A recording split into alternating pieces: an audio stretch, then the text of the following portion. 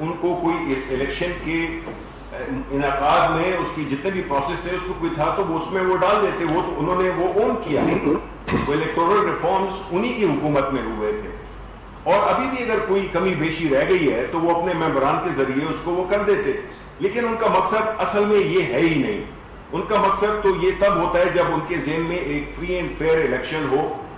وہ تو ایسی تجاویز دیں گے جس سے کہ اس کرنٹ سیٹ اپ میں ان کو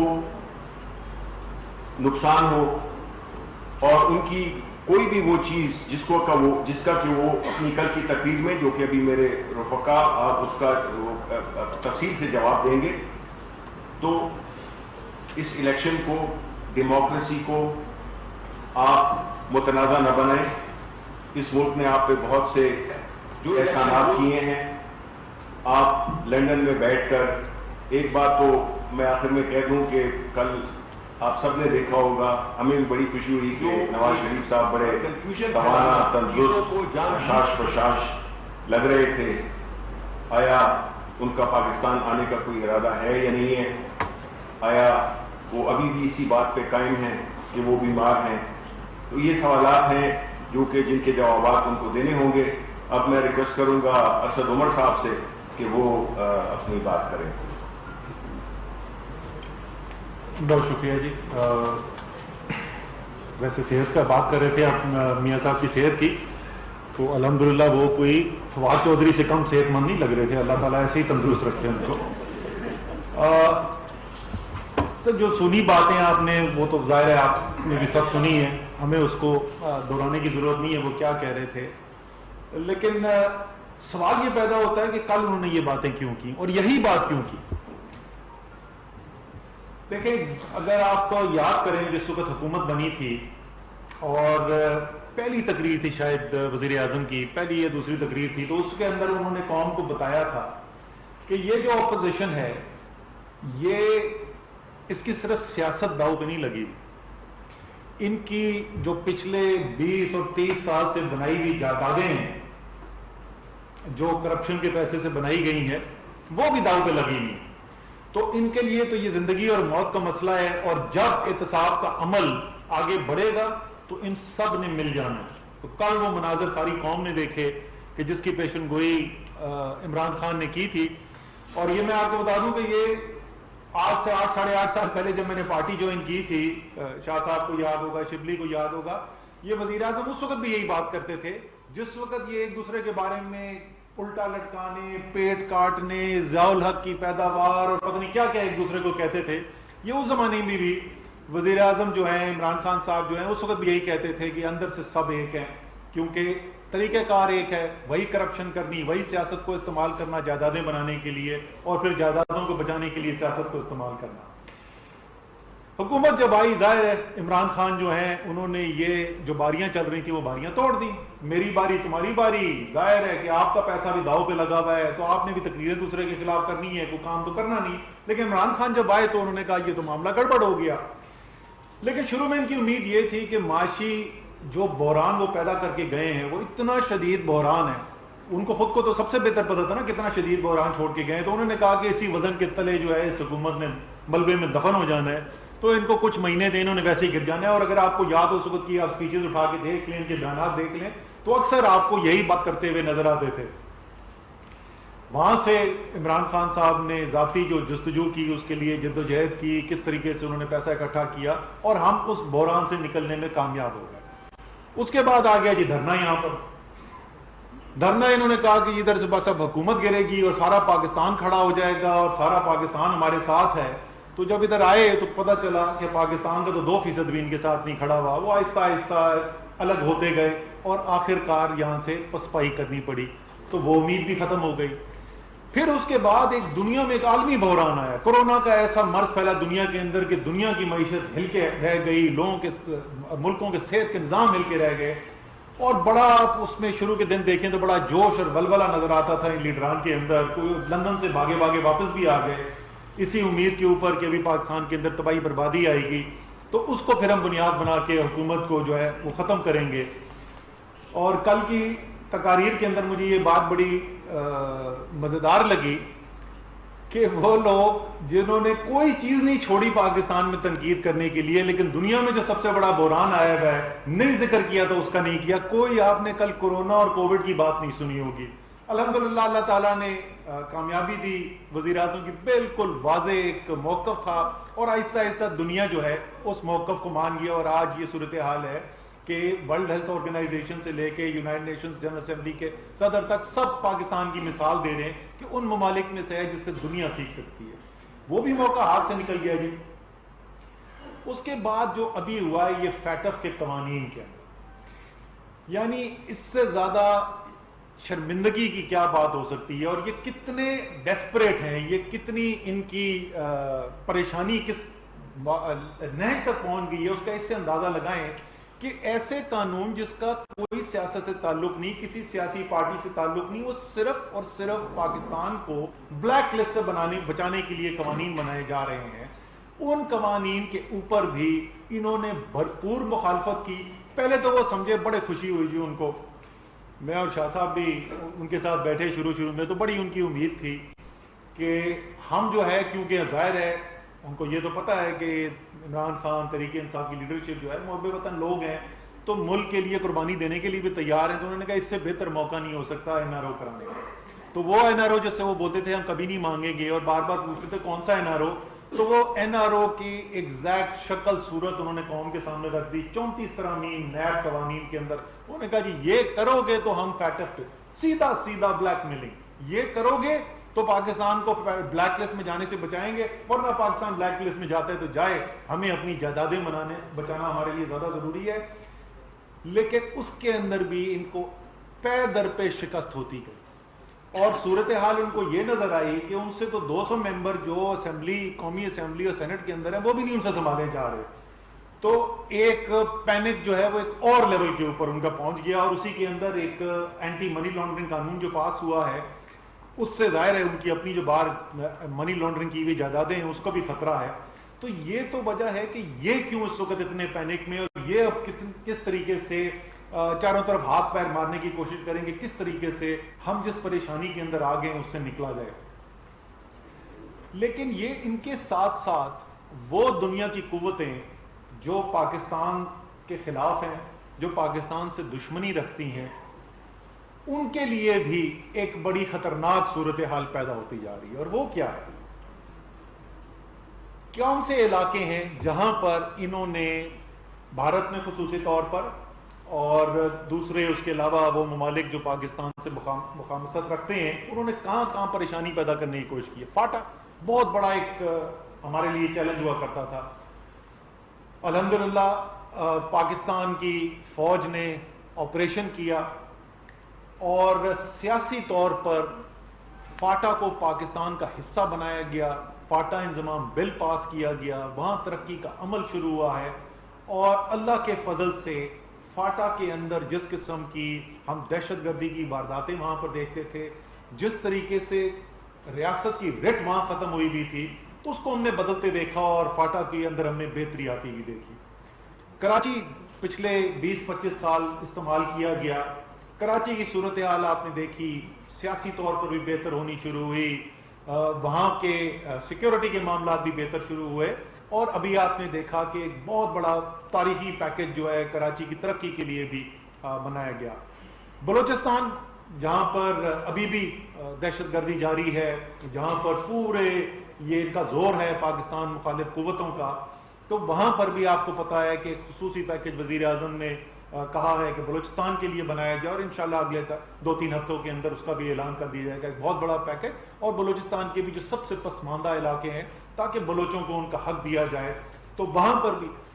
پھر افغانستان جس کی شاہ صاحب جو ہیں تفصیل کے اندر بات کریں گے، بٹ جو پاکستان کے لیے، اس خطے کے لیے ایک صورتحال ایسی تھی جو خطرہ ہوتا تھا، وہاں الحمدللہ نہ صرف امن کی امید نظر آ رہی ہے، بلکہ امن کی امید اس صورت میں نظر آ رہی ہے جس کی بات عمران خان کرتے تھے جب وہ شاید پاکستان میں واحد سیاسی لیڈر تھے جن کا وہ موقف تھا، اور انہوں نے دو ٹوک موقف حاصل کیا، اور دنیا اس کے اوپر ہے. اور وہ جو پچھلی حکومتیں جن کو سارے دنیا کہتی تھی کہ یہ سچ نہیں بولتے اور ڈو مور کے مطالبے کیے جاتے تھے، وہ آج تعریف ہو رہی ہے پاکستان کی, سب کہہ رہے ہیں کہ پاکستان مثبت کردار ادا کر رہا ہے. تو عالمی, جیسے میں نے کہا کہ شاہ صاحب اس کے اندر تفصیل کے اندر جائیں گے, تو عالمی قوتیں بھی جو ہیں, جو ہمارے دشمن ہیں, ان کو بھی نظر آ رہا ہے کہ پاکستان اس راستے پہ نکل گیا ہے اور وہ منزلیں اب حاصل کرنا شروع کر رہا ہے جہاں اگر اس کو فوری طور پر روکا نہیں گیا, اس کے لیے رکاوٹیں نہیں پیدا کی گئی, تو بہت پاکستان کو اس کے بعد پکڑنا مشکل ہو جائے گا. اور یہی وجہ ہے کہ کل جو تقاریر ہوئیں, ان تقاریر کا آپ ذرا دیکھیں کہ سب سے زیادہ خوشی کی لہر میاں صاحب کی تقریر کی کل کہاں ہمیں سنائی دی. ہندوستان ٹائمز, انڈین ایکسپریس, زی نیوز, یہ کون سا ہے جی, یہ ٹوڈیز نیوز, تقریباً سب میں ایک ہی ہیڈنگ ہے. میں آپ کو اگر کیمراز دکھا سکیں یہ ہیڈنگ, اور تقریباً تمام کے اندر یہی ہیڈنگ لگی ہوئی ہے. تو بھارت کیا کہہ رہا ہے کل میاں صاحب کی تقریر کے بارے میں؟ بھارت یہ کہہ رہا ہے کہ نواز شریف کی سیاسی واپسی ہو گئی, اور وہ کیسے واپسی ہو گئی کہ اس نے پاکستان کی فوج کے اوپر حملہ کر دیا. اب دونوں چیزوں کو ذرا سمجھنے کی کوشش کریں کہ کیسے دونوں جڑتی ہیں. یہ جو کامیابیاں ہم نے جن کی بات کی جو حاصل ہو رہی ہیں, وہ اس لیے حاصل ہو رہی ہیں کہ پاکستان میں اس وقت ایک حکومت کام کر رہی ہے, پاکستان میں ایک جمہوری نظام کام کر رہا ہے جہاں فوج اور سول لیڈرشپ جو ہے وہ ساتھ مل کے پاکستان کے مسائل حل کرنے کی کوشش کر رہے ہیں, جہاں پر ایک دوسرے کو شک کی نگاہ سے نہیں دیکھا جا رہا, جہاں سویلین حکومت جو ہے وہ ہر ناکامی کی وجہ جو ہے وہ پاکستان کے اندر بھی اور دنیا کے اداروں میں بھی جا کر یہ نہیں بتاتی کہ ہمیں فوج کام نہیں کرنے دے رہی, اس لیے ہم کامیابی حاصل نہیں کر سک رہے ہیں. چاہے وہ کووڈ کا, کورونا کا مقابلہ ہو, آپ نے دیکھا کہ کس طریقے سے سویلین حکومت کی لیڈرشپ میں, پرائم منسٹر عمران خان کی لیڈرشپ میں فوج نے مدد کی, صوبوں کو ساتھ لے کے چلے. ٹڈی دل کا معاملہ آیا, وہاں پر یہی ہوا. کراچی میں انشاءاللہ ایسی ہونے جا رہا ہے, ہم اسی طریقے سے بلوچستان کے اندر کام ہونے جا رہا ہے. تو یہ جو فوج اور سویلین حکومت مل کر کام کر رہی ہیں, جس میں کوئی دو رائے نہیں ہے کہ لیڈرشپ اس وقت عمران خان کے پاس ہے, سویلین سپریمیسی ہے, فیصلے عمران خان کرتے ہیں. اس نظام کو اگر چھیڑا نہیں گیا, اگر اس کو ڈسٹرب نہیں کیا گیا, اگر ان کے اندر پاکستان کی سیاسی لیڈرشپ اور فوج کے اندر دراڑیں نہیں پیدا کی گئی, تو یہ اپوزیشن والے بھی یہی سمجھتے ہیں اور پاکستان کے دشمن عناصر بھی یہی سمجھتے ہیں کہ اگر ایسا کرنے میں وہ ناکام رہے تو پاکستان کو کامیابی سے کوئی نہیں روک سکتا. ساتھ میں یہ بھی کہوں گا کہ ذرا سا یہ جس طریقے سے کل حملہ کیا گیا, جس طریقے سے فوج کے اوپر, کم سے کم یہ تو سوچ لیتے کہ وہ آپریشن جو وزیرستان میں ہوا, جو پچھلی حکومت کی مسلم لیگ نون کے وقت میں ہوا تھا, اس میں شہادتیں فوج نے برداشت کی, اور وہ جنگ آج بھی دہشت گردی کے خلاف اور پاکستان کے دشمنوں کے خلاف ختم نہیں ہوئی. پوری دہشت گردی کی جنگ میں تو 6000 سے زیادہ فوجی شہید ہوئے ہیں, لیکن صرف اس سال 2020 میں, ابھی ستمبر پورا نہیں ہوا, پہلے صرف 8.5 ماہ گزرے ہیں, اور اس کے اندر 150 سے زیادہ شہادتیں ہوئی ہیں ہمارے فوجی شہیدوں کی.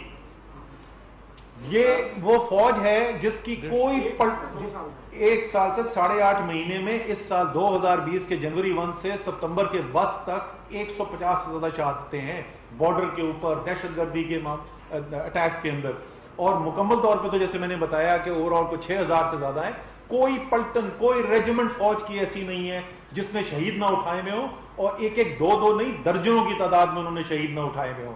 اس فوج کو جا کر حملہ کر رہے ہیں, اور وہ کیوں کر رہے ہیں اور وہ بیانیہ کس سے مل رہا ہے وہ میں نے آپ کو بتا دیا کہ یہ جو بیانیہ بولا جا رہا ہے یہ بیانیہ کس سے مل رہا ہے. لیکن یہ میاں صاحب کا کوئی نیا کام نہیں ہے, یہ فواد چودھری آپ کو تفصیل کے اندر بتائیں گے کہ کیا کرتے رہے. میں بنیادی طور پہ میاں صاحب کا جو طرز عمل ہے بڑا سادہ سا, اگر ادارہ ان کے مکمل قابو میں نہیں ہے تو میاں صاحب کی جنگ ہے اس ادارے کے ساتھ. سو اس وقت جو ہے وہ کون ان کے کنٹرول میں نہیں ہے, فوج ان کے کنٹرول میں نہیں ہے, فوج کا اٹیک ہم نے آپ کو بتا دیا. عدلیہ مکمل طور پر ان کی تابع نہیں ہے, اور وہ عدلیہ جس نے ان کے لیے وہ فیصلے کیے جو پاکستان کی تاریخ میں نہیں ہوا. ایک کنوکٹڈ قیدی کو انسانی ہمدردی کی بنیاد کے اوپر کورٹس نے اجازت دی باہر جانے کے لیے.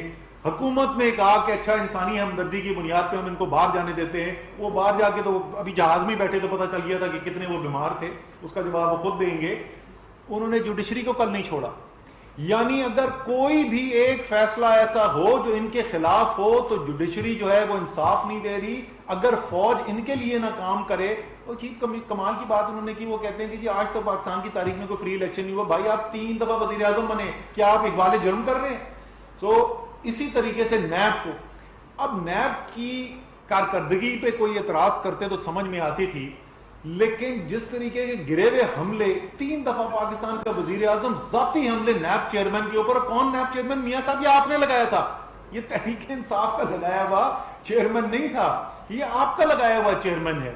تو انہوں نے کسی ادارے کو نہیں چھوڑا. وہ کہہ رہے ہیں کہ یا, اور جو ان کی پرانی خواہش ہے وہ 90 کی دہائی کی امیر المومنین بننے کی خواہش ہے, جو قانون میاں صاحب کے آڑے آتا ہے وہ قانون ختم کر دیا جائے.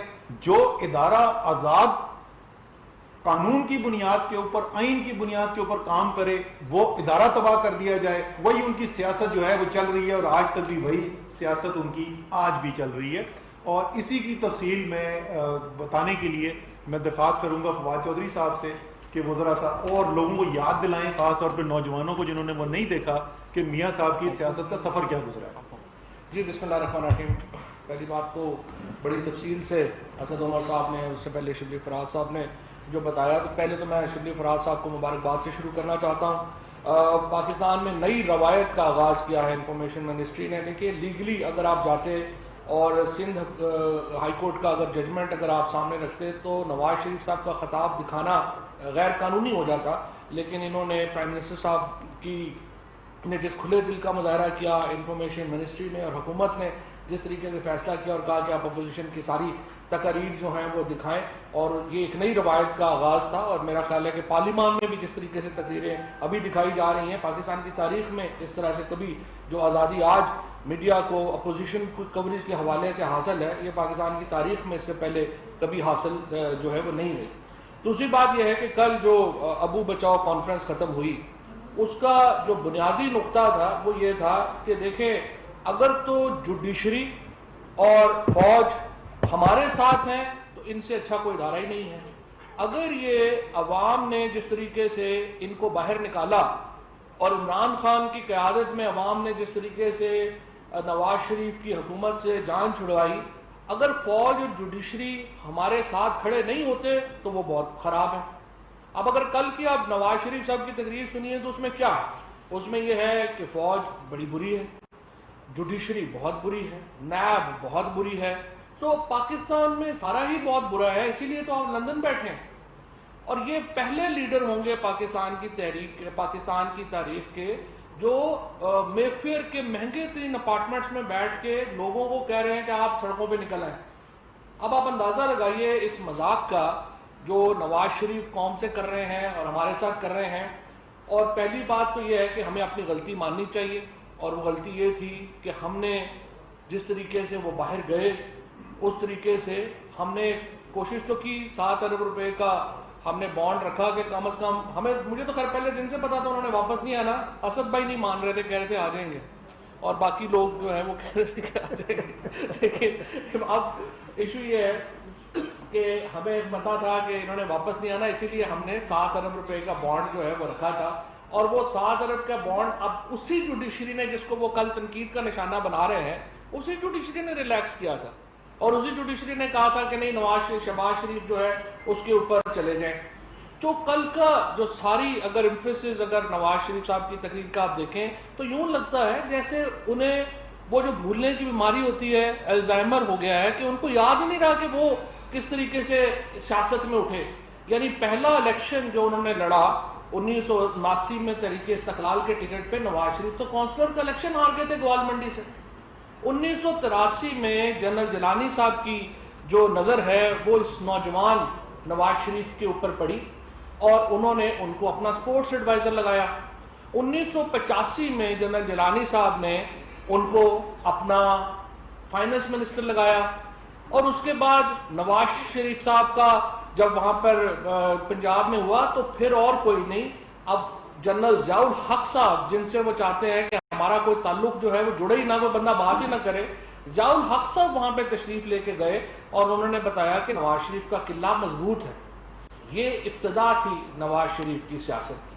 اس کے بعد اگر آپ عدلیہ کی بات کریں، 1993 میں نواز شریف کی حکومت وہ واحد پاکستان کی تاریخ کی حکومت ہے جو آرٹیکل 52(8)B کے تحت ڈسمس ہوئی، اور پھر اس کو عدلیہ نے بحال کیا، اور بے نظیر بھٹو شہید کہتی تھی کہ یہ چمک کا نتیجہ ہے۔ اس کے بعد نواز شریف صاحب نے 96 میں اس کے بعد جس طریقے سے ججز میں بریف کیس بھیجے گئے، کوئٹہ بینچ کا فیصلہ وہ ہمارے سامنے ہے۔ اس کے پہلے یہ جو لڑائی ہے فوج کے ساتھ، یہ کسی ایک فرد کے ساتھ نواز شریف صاحب کی لڑائی نہیں ہے، یہ امیر المومنین بننے کا جو ایک سودا ان کے دماغ میں سمایا ہوا ہے، ان کی کسی بھی آرمی چیف سے نہیں بنی، کبھی بھی ان کی فوج سے نہیں بنی۔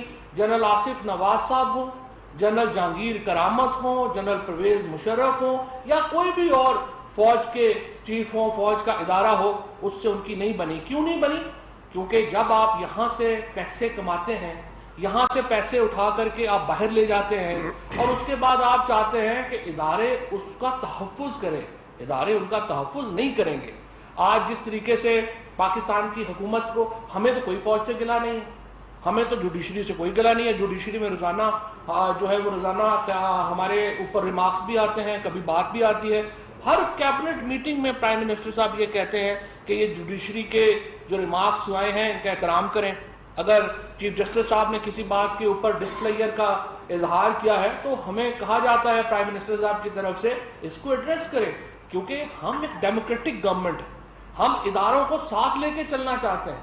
اگر آپ جس طرح سے میں عرض کیا، اگر سارے ہی ادارے آپ کے خلاف ہیں، پاکستان کے عوام نے 1,70,00,000 ووٹ پی ٹی آئی کو ملا ہے، اور پی ایم ایل این کو 1 کروڑ سے بھی کم ووٹ ملا ہے، اور اسی طرح سے جو پیپلز پارٹی کو بھی جو ووٹ ملا ہے۔ سو ہمیں پہلی بار اپوزیشن کو، یا کل جس طرح سے نواز شریف صاحب کہہ رہے ہیں، کس منہ سے وہ پرائم منسٹر کو کہہ رہے ہیں کہ وہ استعفیٰ دے دیں؟ ہم آپ کی بھیک سے تو نہیں آئے ہوئے، پاکستان کے عوام نے عمران خان کو پاکستان کا وزیر اعظم بنایا ہے۔ 2023 میں دوبارہ مارکا ہوگا، میدان بھی ہوگا، گھوڑا بھی ہوگا، آپ تشریف لائیے، اور ہمیں امید ہے کہ آپ اگلے الیکشن تک تو ضرور تشریف لے آئیں گے، یا مجھے ارادہ تو ابھی بھی نہیں لگ رہا۔ اب بھی جو سارا جھگڑا ہے وہ یہ ہے کہ کسی طریقے سے مریم بی بی کو لندن بھیج دیا جائے، یہ کوئی جھگڑا نہیں ہے۔ ابھی جس طرح سے پرائم منسٹر صاحب نے اس دن بات کی کہ ہم اپوزیشن سے ہر بات کے اوپر بات کرنے کو تیار ہیں، جھگڑا کیا ہے؟ جھگڑا یہ ہے کہ آپ ہمارے کیسز میں ہمیں ریلیکسیشن دیں، اگر آپ اپنے کیسز میں ہمیں ریلیکسیشن نہیں دیتے تو ہم آپ کے خلاف ہیں اور ہم آپ کے استعفے مانگ رہے ہیں۔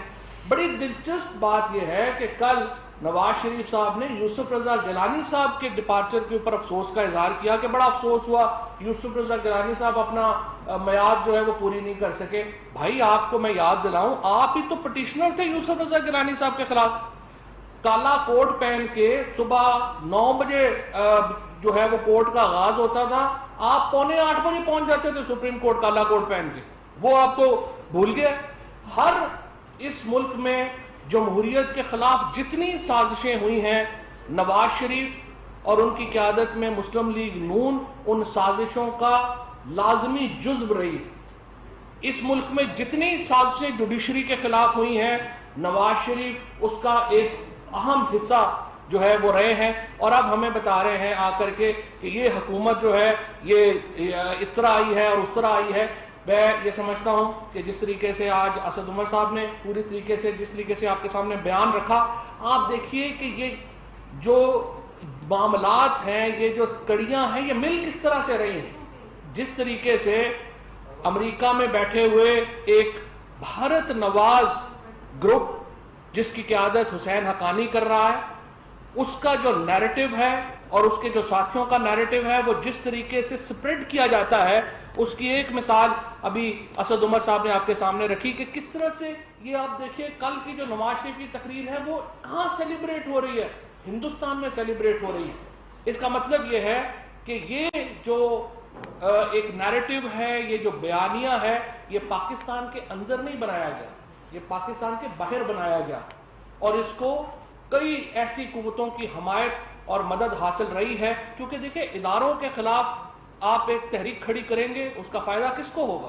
اس کا فائدہ پاکستان کے دشمنوں کو ہوگا، کیونکہ ریاستیں اداروں کے اوپر کھڑی ہوتی ہیں۔ اگر اداروں کو آپ کنٹروورشل کر دیں، اگر اداروں کو آپ متنازع کر دیں تو آپ ریاست کو متنازع کر رہے ہیں، اور نواز شریف اسی معاملے کے اوپر چل رہے ہیں۔ میں باقی جو پارٹیز تھیں ان کو میں یہ ضرور یاد دلا دوں کہ 2002 میں نواز شریف صاحب جب کلثوم نواز شریف مرحومہ جو تھیں وہ ایک تحریک چلا رہی تھیں، اس وقت ایک طرف بے نظیر بھٹو شہید کے ساتھ مذاکرات ہو رہے تھے پی ایم ایل این کے، دوسری طرف حکومت کے ساتھ مذاکرات ہو رہے تھے، اور پھر ساری پارٹیز کو یہاں پر سڑکوں کے اوپر چھوڑ کے نواز شریف خود سارا خاندان لڑیاں ڈالتا ہوا باہر چلا گیا تھا۔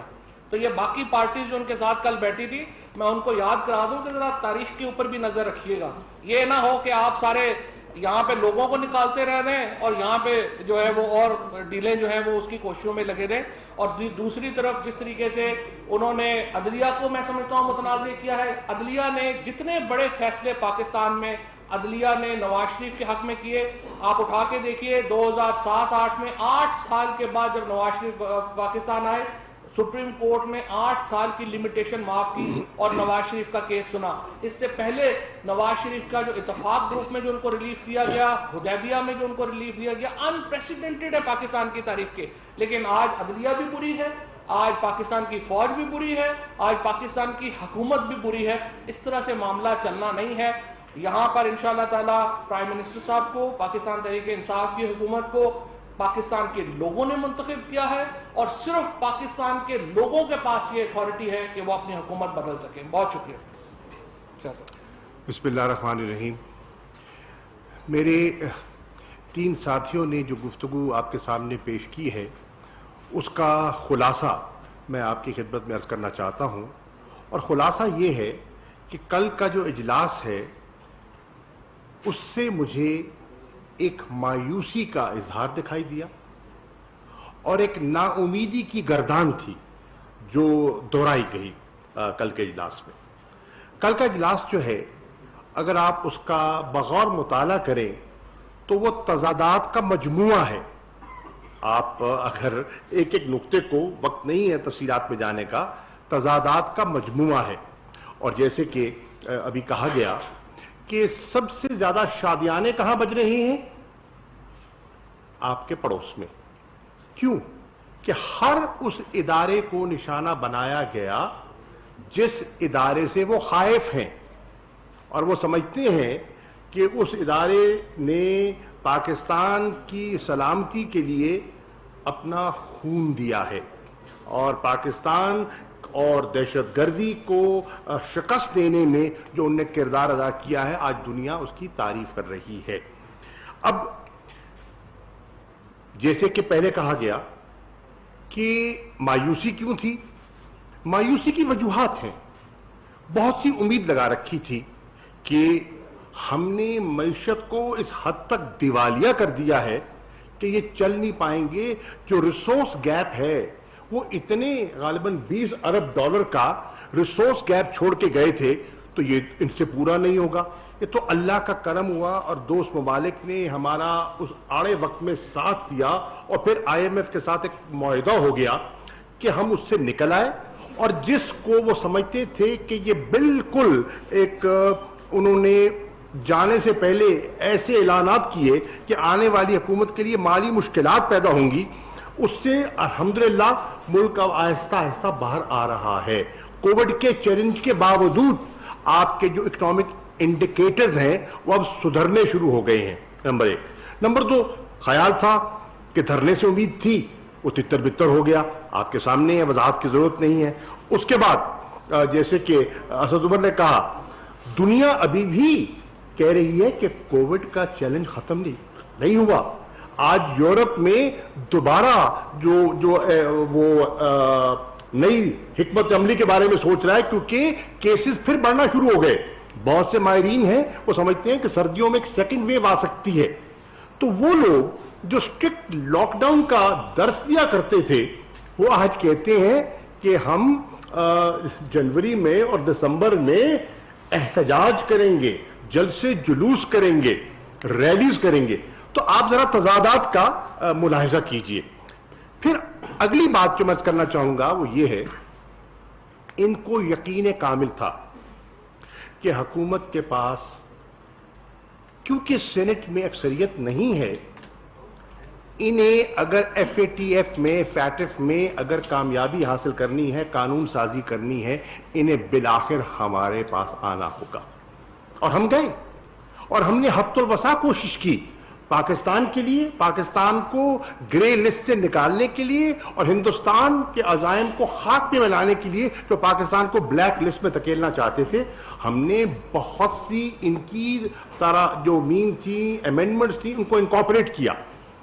They were convinced کہ نمبرز پورے نہیں ہوں گے, اور جوائنٹ سیشن میں ان کو جو سبکی اٹھانی پڑی اس کے ذمہ دار ہم نہیں ہیں. وہ اپنی صفوں کو ٹٹولے, وہ اپنی صفوں کو ٹٹولے, اور ان کو اندازہ ہوگا کہ کمرے سے باہر کیا کہا جاتا ہے اور کمروں کے اندر بیٹھ کر کیا انڈرسٹینڈنگ دی جاتی ہے. یہ بھی ایک تضاد ہے جو قوم کے سامنے آیا.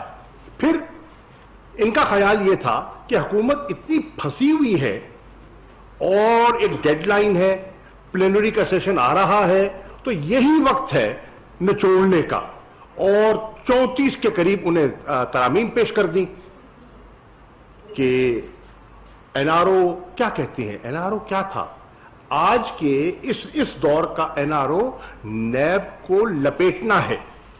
نیب کو لپیٹنا ان کی مراد تھی, ان کی منزل تھی.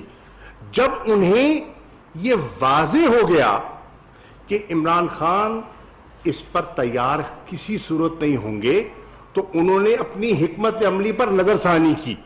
اب دوسری بات جو میں عرض کرنا چاہتا ہوں وہ ٹائمنگ کی ہے. وہ ٹائمنگ اس لیے ہے کہ حکومت کو تو اب تقریباً 2 سال سے کچھ عرصہ زیادہ ہوا. اب یہ 2 سال کے بعد یک لخت یہ جو آج آپ جوش دیکھ رہے ہیں, جو ایک نیا جوبن اور نیا ابھار دیکھ رہے ہیں, اس کی وجہ کیا ہے؟ اس کی وجہ یہ ہے کہ اب وہ مکمل طور پر قائل ہو چکے ہیں کہ انہیں این آر او یا نیب کے قوانین میں جو رعایت درکار تھی, جس کے وہ طالب تھے, وہ نہیں ملے گی. نمبر 1. اس کے ساتھ ساتھ وہ اس نتیجے پہ پہنچے ہیں کہ ان مقدمات کو جتنا وہ لٹکا سکتے تھے وہ لٹکاتے رہے. اب وہ اپنے منطقی انجام کے قریب ہیں, اور اگر وہ اپنے منطقی انجام کو پہنچتے ہیں تو مشکلات میں اضافہ ہوگا. تو اس لیے یہ ایک ڈیسپریٹ موو تھی, اور اس کا اظہار آپ کے سامنے ہوا. اب 3 باتیں انہوں نے کی جو فورن پالیسی سے متعلقہ ہیں. آئیے ان کا 1 منٹ میں اس کا جائزہ لے لیتے ہیں. انہوں نے ذکر کیا کہ افغانستان میں ان کو ناکامی ہوئی. خدا را, اب کس کو نادان بنا رہے ہیں؟ پوری دنیا آج پاکستان پر جو نکتہ چینی کرتی تھی آج معترف ہے. پاکستان نے جو ایک فیسیلیٹیٹر کا رول پلے کیا ہے اس امن کے عمل میں, اس میں پوری دنیا آج پاکستان کی تعریف کر رہی ہے. ہمارے جو ناقدین ہیں, نہ چاہتے ہوئے بھی انہیں اظہار کرنا پڑا. پیس ایکارڈ ہوا, پولیٹیکل نیگوشیٹڈ پولیٹیکل سیٹلمنٹ ہمارا موقف تھا, عمران خان کا موقف تھا, تحریک انصاف کا موقف تھا. دنیا قائل نہیں تھی, قائل ہوئی, کامیابی ہوئی. 29 فروری کو ایک پیس ایکارڈ دوحہ میں ہوا, مشکلات کھڑی کی گئیں, اور آپ کو پتہ ہے کہ سپوائلرز نے جو اپنا رول پلے کرنے کی کوشش کی وہ بھی آپ کے سامنے ہے. لیکن آپ نے دیکھا کہ بالآخر پرزنر ریلیف ہوئی, اور اس کے بعد ریلیز ہوئی, اور جو انٹرا افغان نیگوسیشنز ہیں اس کا عمل شروع ہو گیا ہے. تو افغانستان میں एपेक्स का अभी इजलास हुआ है हाल में, और उसमें तय हुआ है कि जितने हमारे जो इश्यूज हैं, हमारे पास जो मैकेनिज्म है, हम उसको बरूए कार लाएंगे। तो अफगानिस्तान में एक ड्रामेटिक शिफ्ट आया है। इसको नाकामी नहीं, इसको कामयाबी कहते हैं। दूसरी बात उनने की कश्मीर पे, जरा आप उठा के देख लीजिए और प्लीज मुताला कीजिए कि ये कई साल हुकूमत में रहे, कितनी शदोमत से इनने कश्मीर का मसला उठाया और कहां कहां उठाया, और इमरान खान ने किस मौसर अंदाज में जनरल असेंबली में कश्मीर का मुकदमा पेश किया। पाकिस्तान ने इंसानी हकूक को सामने रखते हुए ह्यूमन राइट्स काउंसिल में, ओआईसी के कॉन्टैक्ट ग्रुप में जो मुश्तरका एलामिया जारी करवाया और मुख्तलिफ फोरम्स पर इस इशू को उठाया। आप पूछ लीजिए, एक वक्त तो यह भी था कि वजारत खारजा में के वर्ड पर पाबंदी थी, जिक्र नहीं किया जाता था कि लोग नाला ना हो जाएं, और वो आज कहें कि इस पर उन्हें तशवीश है। जब ये मसला अरूज पे था तो तवज्जो किसने हटाई? तवज्जो उस मसले से किसने हटाई? हमने नहीं, धरने ने हटाई। ये भी लोगों के सामने आना चाहिए। और फिर अगर कश्मीर की पॉलिसी पर आपको एतराज है और आपको उस पर रिजर्वेशंस हैं, तो मुत्तफिका करारदादों का आप हिस्सेदार रहे हैं। क्या इसी असेंबली में क्या आपने जॉइंट रेजोल्यूशन साइन नहीं किए? आपने कश्मीर पर जो गवर्नमेंट ने पेश किए, क्या आप उसका हिस्सेदार नहीं बने? और अगर आपने उस पर इत्तफाक किया और यूनानिमस रेजोल्यूशंस आपने पास किए, तो फिर तो आपने इत्तफाक किया। तीसरा नुक्ता जो मैं अर्ज करना चाहता हूं, उन्होंने कहा कि सीपैक को रोल बैक किया गया। कमाल की बात है। जो जिस मुल्क के साथ हम इस पर काम कर रहे हैं, मैं अभी 21 अगस्त को होके आया हूं और मेरी चीन के वजीर खारजा से तफसीली गुफ्तगू हुई है, वो मुतमईन है। न सिर्फ वो मुतमईन है, वो आगे बढ़ने के लिए तैयार हैं। उन्होंने न सिर्फ आगे बढ़ने का फैसला किया है, उन्होंने इस हुकूमत के साथ, हमारी हुकूमत के साथ फेज 2 का मुआहिदा किया है। चलिए फेज 1 तो चल रहा था जो इंफ्रास्ट्रक्चर से ताल्लुक था जिसका, लेकिन इंडस्ट्रियल रिलोकेशन है, एग्रीकल्चर प्रोडक्टिविटी है, अपना जो नए 2 जॉइंट वर्किंग ग्रुप्स बने हैं एग्रीकल्चर का, साइंस एंड टेक्नोलॉजी का, ये कब हुआ है? ये तो अब हुआ है, इस दौर में हुआ है। तो रोल बैक नहीं, वो प्रोजेक्ट्स रोल ऑन हो रहे हैं और इंशाल्लाह अपने हतमी नतीजे को पहुंचेंगे। तो ये कौम को बिल्कुल किसी शक व शुबे में नहीं रहना चाहिए कि हाथी के दांत दिखाने के और चबाने के और ये जो दिखा रहे हैं और जमहूरियत का इनको आज दर्द दिखाई दे रहा है, ये जमहूरियत का दर्द नहीं है, ये दर्द कोई और है। ये मुल्क का दर्द कम है और जात का दर्द ज्यादा है, और इस पे लोगों को, पाकिस्तान के लोग बाशऊर हैं, पाकिस्तान के लोग सुनते सबकी हैं, फैसला खुद करते हैं। उनकी गुफ्तगू भी सुनी, हमारी भी सुन रहे हैं, और तराजू में रख के तोलेंगे और तोल कर फैसला करेंगे किस बात में वजन है। और मुझे यकीन है जब वो तोल के बोलेंगे तो वो पाकिस्तान के मफाद में फैसला करेंगे। शुक्रिया।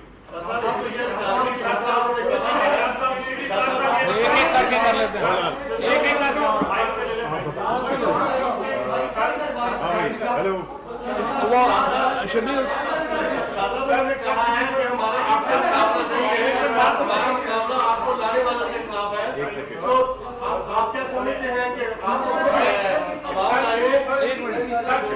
एक सवाल जवाब दे दो, एक एक करके लेना भाईजान। मैं जवाब देता हूँ, मैं जवाब देता हूँ, मैं जवाब सवाल समझ लिया। उसको दे देना सर जी, चलिए आप रेगुलेट कर लें।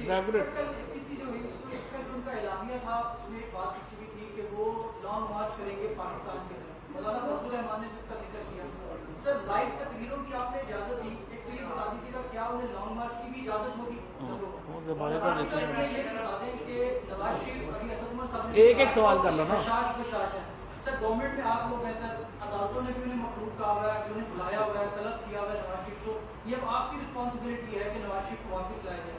حکومتی سطح پر سر آپ کیا اقدامات کریں؟ پہلی بات تو یہ ہے کہ ہماری ذمہ داری آپ نے صحیح نشاندہی کی ہے, ضرور ہوگی. کیا ان کی اخلاقی ذمہ داری نہیں ہے؟ کیا وہ عدالت کو یہ تاثر دے کر نہیں گئے تھے؟ اور اس وقت کیا پورا ایک کیمپین نہیں بنائی گئی تھی کہ اگر فل فور وہ نہیں جاتے تو ان کی جان کو خطرہ ہے؟ یہی تھا نا. پلیٹلیٹس آپ کے سامنے روز ان کا کاؤنٹ آتا تھا کہ وہ اس حد تک گر گئے ہیں کہ ان کی جان کو خطرہ ہے. اور الحمدللہ اگر وہ صحت یاب ہیں اور ان کی جان کو خطرہ نہیں ہے تو کیا وہ اپنے قول کے پابند نہیں ہیں؟ کیا انہیں اخلاقی طور پر واپس خود نہیں آنا چاہیے؟ جو وہ اوروں کو تلقین کر رہی ہیں کیا اس پر عمل ان کو نہیں کرنا چاہیے؟ نمبر ایک. نمبر دو, آپ کا دوسرا سوال کا ہے, دیکھیے وہ انہوں نے تاریخ جو اس کی دی ہے وہ دی ہے جنوری 2021, ٹھیک ہے, بقول ان کے. تو ابھی تو اس میں کئی طویل راتیں ہیں اندر, اور آپ کو پتہ ہے کہ کئی دفعہ وہ فیصلوں پر نظر ثانی بھی فرما لیتے ہیں.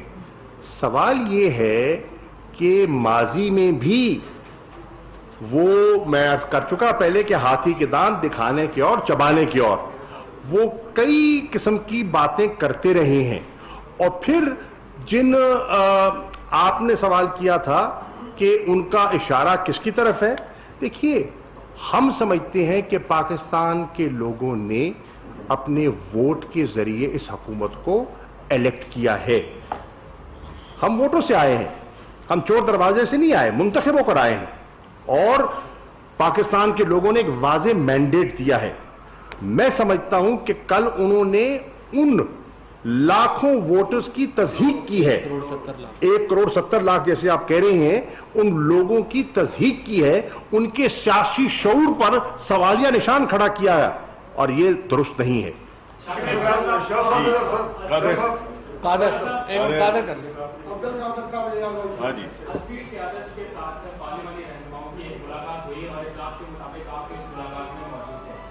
بند کمرے اجلاس میں کچھ اور موقع بنایا جاتا ہے اپوزیشن رہنماؤں کی جانب سے, اور جیسے اس کمرے سے باہر نکلتے ہیں, جیسے اے پی سی میں آئے تو سارا موقع بھی بالکل الٹ ہو گیا. آپ کیا کہیں گے اس سارے معاملے میں کہ بند کمرے اجلاس میں موقع بالکل الگ ہے اور باہر نکل کے انہی اداروں کے ساتھ میں تو جی دیکھیے, میں پہلے عرض کر چکا ہوں, اس کی ایک اور آپ کو مثال دیتا ہوں. اس کی مثال میں اس دن دیتا ہوں جس دن جوائنٹ سیشن ہو رہا تھا. بل سینٹ میں جاتا ہے, سینٹ اس کو ریفر کرتی ہے ٹو دی اسٹینڈنگ کمیٹی جو لا اینڈ جسٹس کی ہے. اس اسٹینڈنگ کمیٹی میں اکثریت جو ہے اس بل کو پاس کرتی ہے جس میں وہ موجود ہیں. ایک فون کال آتی ہے اور اجلاس میں جا کر اسی سینٹ میں, اسی اسٹینڈنگ کمیٹی جہاں ووٹ حق میں دے کے آئے ہوتے ہیں, اجلاس میں جا کے اس کے خلاف ووٹ کرتے ہیں. تو یہ ہے جو ان کا عمل, اور یہ کردار آپ کے سامنے ہے. اور باقی جو وہاں گفتگو ہوئی وہ پھر میرا خیال ہے آپ بہت سے پردہ نشین ہیں, ان کو بے نقاب نہ ہی کریں تو بہتر ہے. صاحب یہ بتائیں کہ ایک تو نواز شریف صاحب نے یہ مطالبہ کیا ہے کہ حمود الرحمان کمیشن کی رپورٹ کو منظر عام پر لایا جائے. اسد عمر صاحب آپ سے یہ سوال ہے کہ کور کمانڈر پر سنگین الزامات لگائے ہیں, آپ نے کسی نے بھی جواب نہیں دیا, کیا وہ کور کمانڈر سابق کور کمانڈر خدا کا جواب دے گا؟ شاوت قریشی صاحب آپ سے یہ سوال ہے کہ انہوں نے یہ کہا کہ جنرلوں کا نواز شریف کے ساتھ تعلق رہا, ان کی پیداوار رہی. آپ کا ماضی پوری قوم کے سامنے, کیا آپ کے ماضی کو آج کی سیاست کے ساتھ جوڑا جا سکتا ہے؟ اس کے ساتھ اچھا جی, پہلی بات تو یہ آپ نے بڑا حمود الرحمان کمیشن 3 دفعہ وزیر اعظم رہ کے گئے, کیوں نہیں ریلیز کر دی تھی رپورٹ؟ یہ جمہوریت ان کو اب کیوں خیال آئی؟ ضرور کرنی چاہیے, بالکل کر دینی چاہیے. اچھا جی, جو آپ نے اچھا کیا کہ آپ نے یہ سوال پوچھ لیا.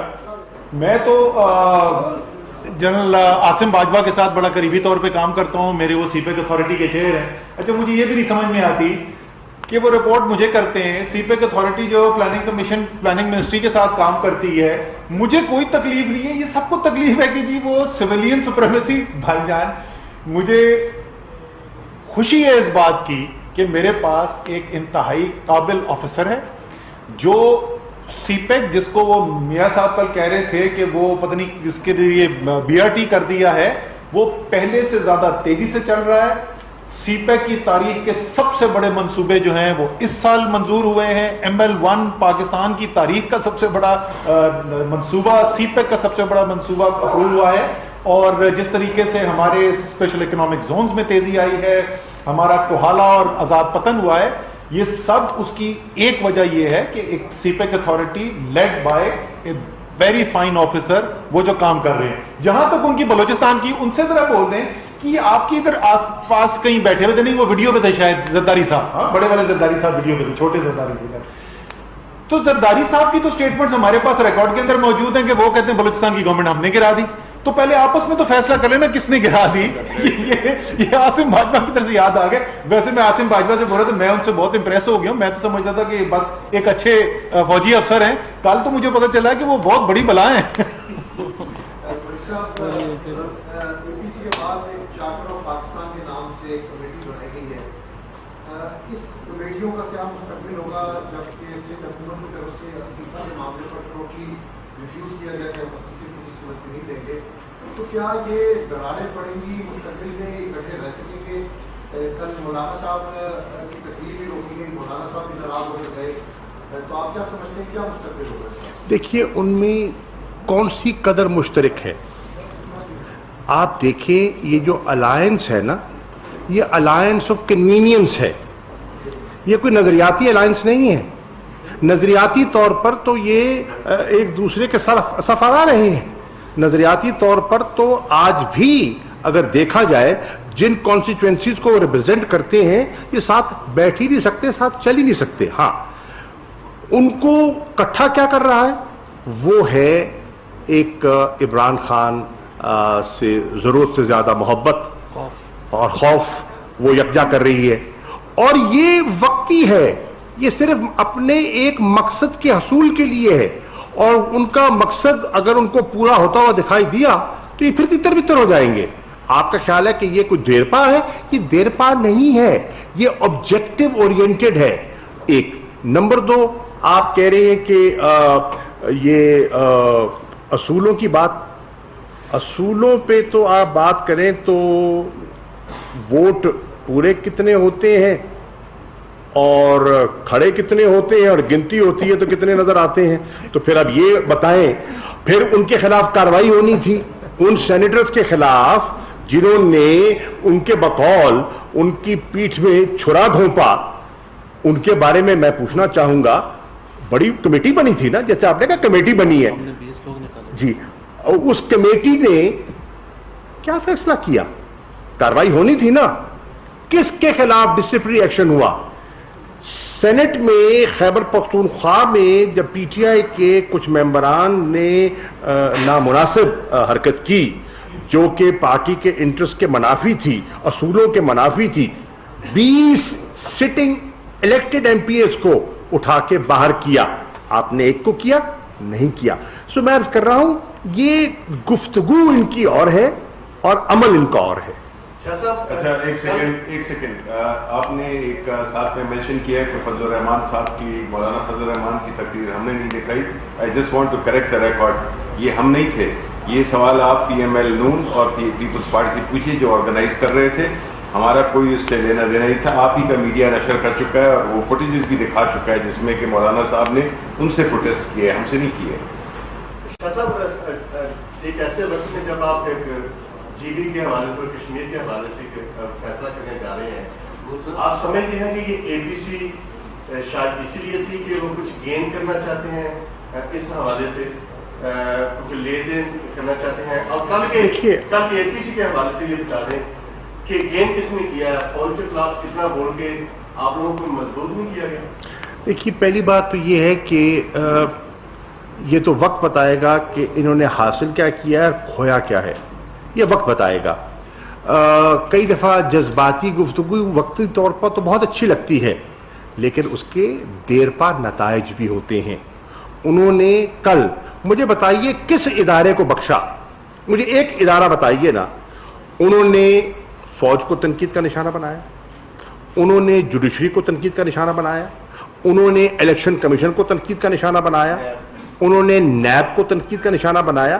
مجھے بتائیے کون سا اسٹیٹ انسٹیٹیوشن ہے جس کو کانسٹیٹیوشنل پروٹیکشن بھی ہے جس کو انہوں نے نشانہ نہیں بنایا؟ اس سے اگر آپ سمجھتے ہیں کہ انہوں نے دل جیتے ہیں تو ان کو مبارک ہو.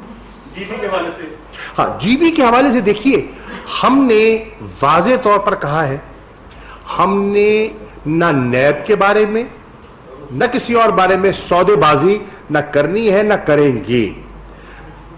گلگت بلتستان کے لوگوں کی ایک خواہش ہے, آج سے نہیں درینہ خواہش ہے کہ ان کا اپنا ایک تشخص ہونا چاہیے, وہ آئیڈینٹی چاہتے ہیں. اس کے لیے ہم نے کہا کہ مل بیٹھ کر ہم اس پر ایک اتفاق رائے پیدا کر لیں کہ ان کی خواہش بھی پوری ہو جائے, اور اس سے بڑھ کر ہمارا جو کشمیر کا موقف ہے جس میں ہمیں آزاد کشمیر کی حکومت کو بھی آن بورڈ لینا تھا اور لیا اور لیں گے, اور اس کے ساتھ ساتھ ہم ایک نیشنل کنسنسس بھی بنائیں گے. اس پر پیپلز پارٹی ماضی میں باتیں کرتی رہی, کچھ اقدامات انہوں نے اٹھائے. نواز شریف صاحب کے دور میں سرتاج عزیز صاحب کی سربراہی میں ایک کمیٹی بنائی گئی, اس کمیٹی کی رپورٹ آپ کے سامنے ہے, اس کا ملاحظہ کر سکتے ہیں. تو اس سب کو سامنے رکھتے ہوئے ہم دیکھنا چاہیں گے کہ, اور یہ بھی ہمارے علم میں ہے کہ وہاں کچھ قوتیں ہیں جو پاکستان کے مخالف قوتیں ہیں اور وہ اس کو ہوا دے رہی ہیں اس سینٹیمنٹ کو, اور وہ وہاں پیچیدگیاں پیدا کرنا چاہتی ہیں. اس کی بہت سی وجوہات ہیں, وہاں وہ سب نیشنلزم کو ہوا دینا چاہ رہی ہیں. تو ان کے عزائم اپنی جگہ اور پاکستان کے مفادات اپنی جگہ. ہم اس پر کھلے دل سے بیٹھ کر گفتگو کرنے کے لیے تیار تھے تاکہ اس پر ایک نیشنل کنسنسس ہو سکے اور ہم آگے بڑھ سکیں. شبلی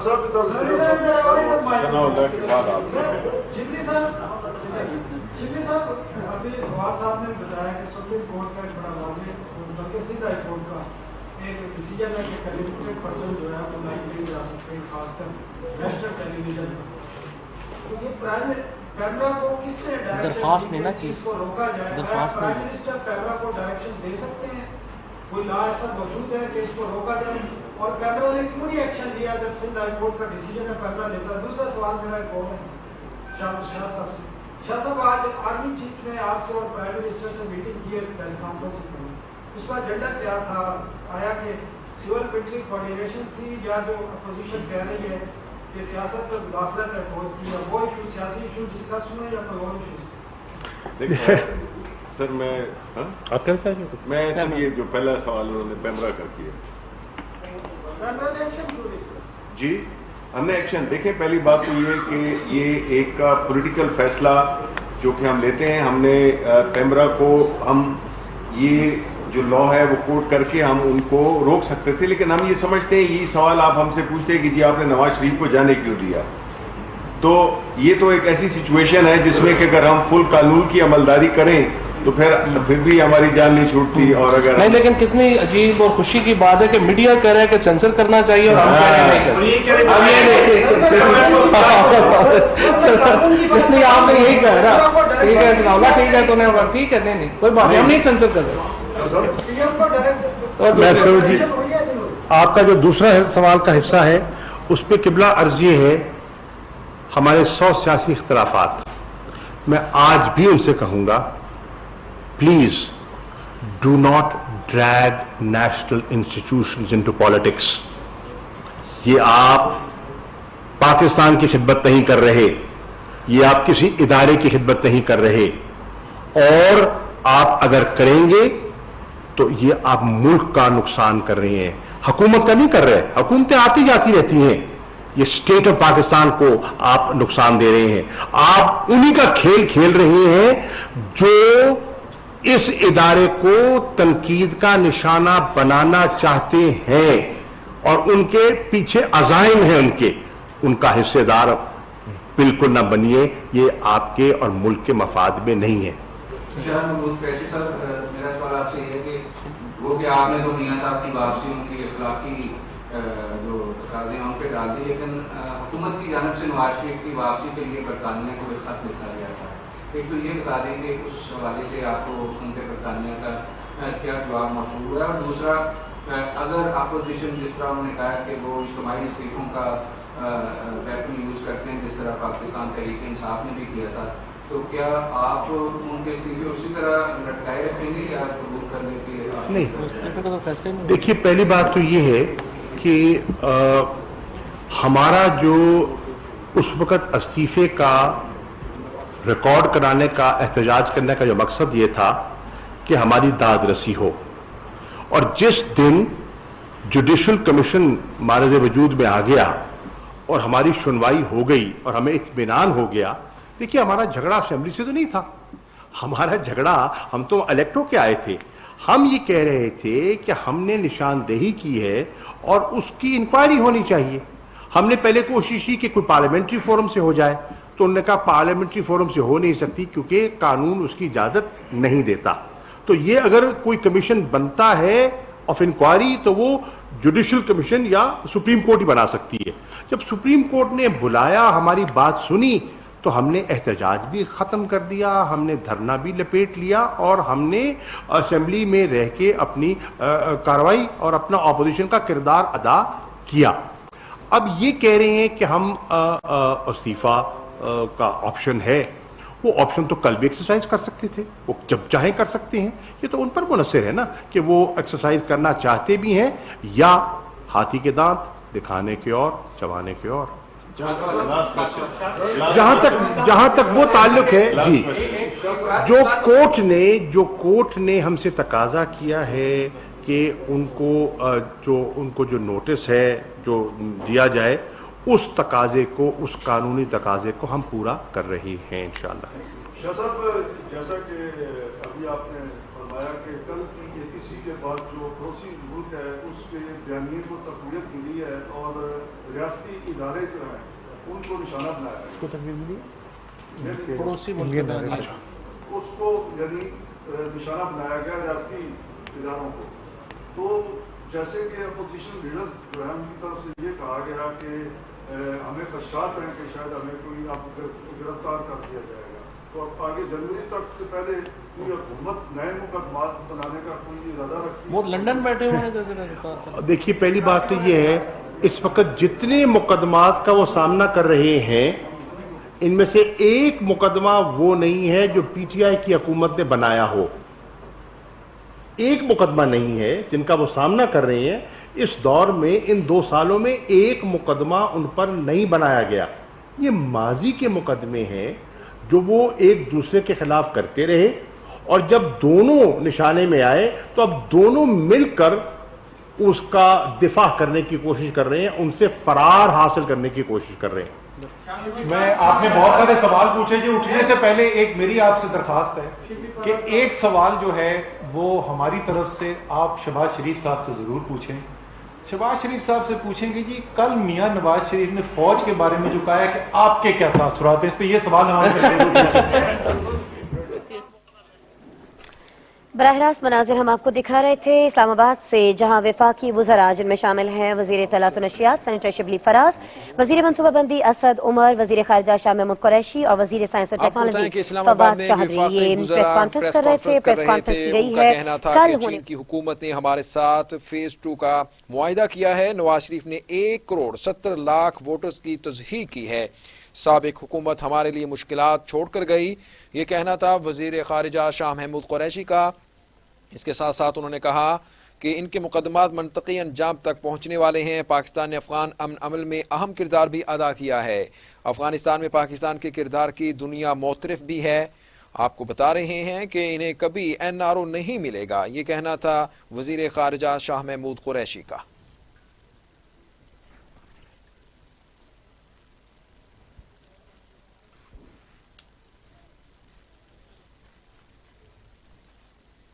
نیوز اسٹوڈیو سے اب تک کے لیے اتنا ہی۔